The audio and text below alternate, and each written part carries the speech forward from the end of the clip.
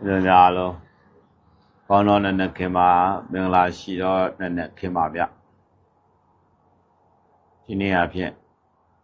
30တရက်9လပိုင်း2000နဲ့မှ26ဖြစ်ပါတယ်ဗျာဒီနေ့မျိုးတွေကိုကြည့်ဖြတ်ဒီအကြောင်းပြောချင်တယ်ဗျဒီချိန်ကတော့မောင်မောင်နည်းနည်းလေးတော့မောင်မောင်သူမကြိုက်တာပဲသူမထောက်ကမထောက်ခံတာလေနော်စကားကိုဖာတိဖာတာပြောတတ်မလို့ကျုပ်မထင်ထားဘူးဗျာနော်မောင်မောင်တကားမောင်ဆိုးပြောတာဟုတ်နော်ဟိုမောင်မောင်ကြောင်ကြီးမောင်မောင်ပြောတာကြောင်ကြီးမောင်မောင်ပြောတာမနာကြည့်လိုက်ရတယ်နော်အဲ့လိုစကားကိုဖာတိဖာတာအမျိုးမျိုးဖဲလဲပြောတာမွေးကြတဲ့သူညှိတည်ခဲ့ရမှာအမှန်ညှိတည်ခဲ့ရနော်ဒါနဲ့ပေါက်ကိုတော့ဟုတ်တဲ့နမတော်ကနေကွင်ကြီးဘွားနဲ့နေတဲ့ကွင်ကြီးဘွားနဲ့နေဖိုင်းရင်လွယ်ရအောင်လို့ဩတမတော်အနေထားအဲ့လိုခေါင်းကြီးစဘောက်ကွင်ကြီးဘွားနဲ့ဝက်ကွင်ကြီးဘွားနဲ့နေဆိုပြီးတိတ်ခါချလို့ရရလားလို့မောင်မောင်ဝင်ကြီးတွေကိုပြန်ပြီးလေ့လာမှာနော်ပြန်ပြီးတုံးတက်ရမှာဘောက်ကတော့ဒီကွင်ကြီးဘွားနဲ့နေမယ်ဆိုတာကဒီတကယ်တော့2လလောက်ကြတဲ့ဒီပေါက်ကတော့အဲ့ပြည်သူအကျိုးပြုပေါက်ကတော့ပြည်သူအကျိုးပြုဆိုတဲ့အချိန်မှာတစ်ခုမှမဖြစ်သေးဘူးရှိပြီးသားကျိုးပြီးမှပြောထားတွေ့တာနော်ကျိုးပြီးမှပြောထားပြီးသားဆရာသမားကြီးနဲ့လည်းဆရာတော်ကြီးတို့နဲ့တိုင်မင်းနဲ့ပြီးတော့ဒီလိုလုံးမှာဒီလိုစိတ်တန်တရားမတန်ဘူးခင်ဗျာလို့ကိုလဲလို့ကျန်တော်မွင်တော်မှဘုန်းကြီးဘွားနဲ့ပြန်တော်မူတော့တပည့်တော်အပေတော့မကြနိုင်ဘူးခင်ဗျာလို့ရဟန်းဘဝနဲ့ဒါဆိုရင်ဒီစိတ်ကြီးနဲ့အဝေးစီကြလိုက်မယ်စိတ်ကငရဲကြလိုက်မယ်အနေရအမျိုးဟုတ်လားဖြစ်ပြီအဲ့ဒါကိုပဲတမတော်ကနေပဲဟုတ်လားပေါက်ကိုတော့ကိုခေါ်ပြီးမှတတိပြပြီးကိုယ်ကြီးဘွားနဲ့နေခိုင်းနလို့ဖမ်းတဲ့အခါမှာလွယ်ကူရလို့နဲ့ကြောင်ကြဒီကောင်နေဖာကြတာနော်အဲ့လိုပြောရင်လေပေါက်ကိုတော့ရိုင်းနေလို့ထင်အောင်ပါခါသေးကြဟုတ်လား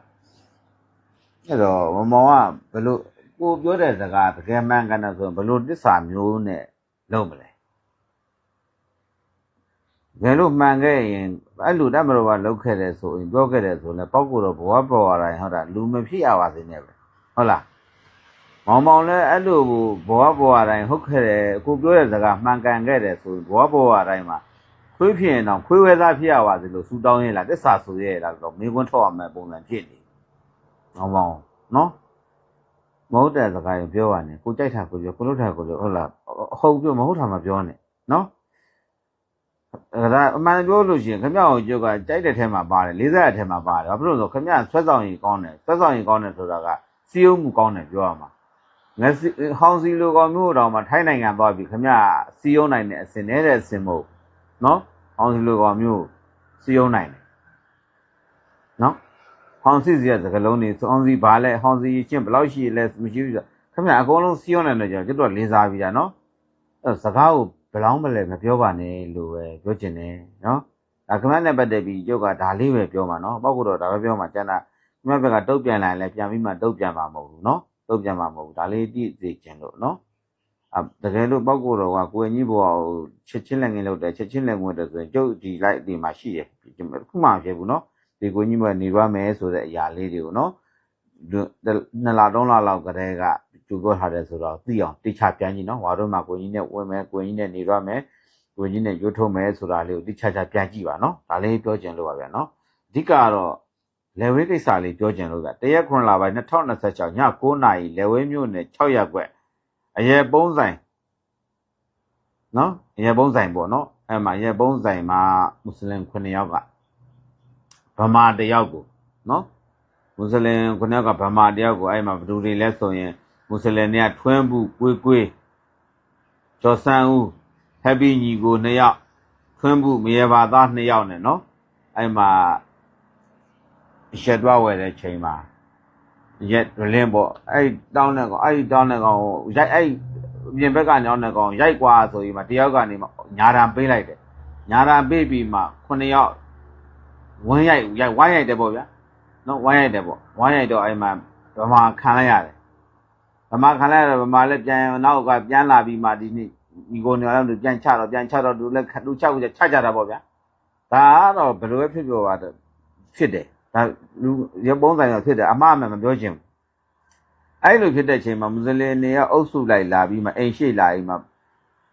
ငါတို့ကစိတ်တွေနွားတွေအများနဲ့တက်နေတာမင်းတို့ဗမာတွေကိုလဲလိတက်မယ်ဆိုလူမျိုးရေးအမုန်းစကားတွေပြောလာတယ်နော်အဲ့လိုပြောရုံနဲ့မကဘူးစကိုက်လဲဝေးစခန်းကလည်းဒီဟာကိုဘလို့ဖြစ်တာလဲဘယ်ကနေစဖြစ်တာလဲမစုံစမ်းမဲနဲ့ဗမာကိုပဲပထမဆုံးအမှုစဆွဲတယ်ဗမာကိုပဲပထမဆုံးဖမ်းတယ်နော်တကယ်လို့ဒါပြဿနာအကြီးကြီးဖြစ်လာအဲ့လဲဝေးစခန်းကိုလဲဝေးရောထောင်းထက်တန့်ထည့်ရမှာဟုတ်ပြဿနာတစ်ခုဘာအဲ့ဘယ်လိုဖြစ်တာလဲဆိုနှစ်ဦးလုံးကိုပြဿနာအချင်းမြစ်ကိုဗမာအမှုဖွင့်တာကြလက်မခံဘူးတော်ရရပေါ့ဒီနေရာမှာရန်ကုန်မြို့ချေရဟန်းသမကကိုတော်တွေပါမလာဘူးဆိုမလိုအပ်တဲ့ပြဿနာဖြစ်မှာကျိန်းတွေဖြစ်မှာခက်ကမကောင်းဘူးနိုင်ငံရေးကမကောင်းနိုင်ငံရေးကမတည်ငြိမ်နေပါဘူးဆိုရင်တို့ကမီးမွေးတယ်လို့ဖြစ်မှာဗရာရေးတီရုံနေဖြစ်မှာအဲ့မဲ့ဆရာတော်တွေလာတဲ့ပြီးမှအကျိုးကြောင့်စုံစမ်းမေးမြန်းပြီးမှလည်းနဲ့ပဲဖြစ်တာဆိုသူဖို့တကယ်ဆိုသူဖို့ကိုဖို့ဖွင့်လိုက်ရမှာအမှုကပိတ်ရှင်လဲသူပိတ်ကိုလိုက်ပိတ်လိုက်မယ်ပထမဆုံးစဖြစ်တာဘယ်လားပြဿနာဘယ်ကစလာလဲလူမျိုးရဲ့အမုန်းစကားဘယ်သူကစပြောတာလဲအဲ့တော့လက်ဝဲမှာရှိတဲ့ဗလီဆရာတွေပေါ့နော်မော်လဝီဆရာတကာကြီးတွေလဲဒါခေါ်ပြီးဆုံးမတယ်နဲ့သူတို့နော်ခေါ်ပြီးဆုံးမတယ်နဲ့တတိပေးတယ်နဲ့သူပြဿနာဖြစ်တာလက်ခံတဲ့လူငယ်တစ်ပတ်ဖြစ်ကြပဲဒါပေမဲ့ဒီလိုလူမျိုးရဲ့အမုန်းစကားထိလဲရှလို့တဲ့စကားလုံးတွေကိုမပြောဖို့စီလုံးနေဖို့ညီညွတ်လို့တိုင်းပြည်ကိုငါတို့ဘလို့အကျိုးပြုနိုင်မလဲဘလို့ထောက်ထားနေဘလို့လုပ်နိုင်မလဲဘယ်နေရာကနေပါဝင်နိုင်မလဲဆိုတာကိုပဲစဉ်းစားရမှာအခုကဒီလိုဘာသာရေးရလူမျိုးရေးမုန်းတီလူမျိုးရေးပေါက်ဖောင်းပြဿနာမကြီးထွားအောင်လုပ်နေမယ်ဆိုရင်တော့အဆင်မပြေဘူးပေါ့ဗျာနော်အဆင်မပြေဘူးပေါ့အဲ့လေဝေးမှာရှိတဲ့တကယ်တကာကြီးတွေပေါ့ဗလီဆရာမော်လဝီဆရာကြီးလည်းထိရောက်ခင်ဗျားတို့လူတွေကိုခေါ်ပြီးမှတတိပေးပါလို့ဦးစင်းနော်ဒီရန်ကုန်မြို့ချစ်ဦးစင်းနေအနေနဲ့ကတော့ဘာမှပြောမှာမဟုတ်ဘူးနဲ့ပေါက်ကိုတော့အနေနဲ့ကတော့တတိပေးခြင်းတယ်တတိပေးတယ်ဆိုတာကလည်းမေတ္တာရက်ခံတာပေါ့နော်ကိုလူကိုထိမ့်ဖို့ဒီချိန်မှာထိလွယ်ရှလွယ်စကားလုံးတွေမပြောဖို့ဒါနော်မပြောဖို့ဒီ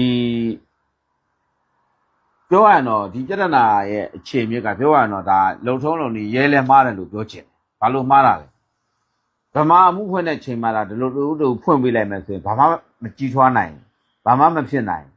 နော်ဘာမှမဖြစ်နိုင်ပြဿနာတေးနေတဲ့အရာကိုကြီးအောင်လုပ်လိုက်တယ်လို့ပဲတုံးတန်မိတယ်အဲ့တော့တခါတလေလဲဒီဟာတစ်ခုတည်းကိုမကြည့်ပါနဲ့ပါဇက်ကတော့မပြောတော့ဘူးနော်ပါဇက်ကပြောရင်နော်အဲ့တစ်ခုတည်းကိုမကြည့်ပါနဲ့ပြဿနာအခြေမြစ်ကိုကြည့်ပါ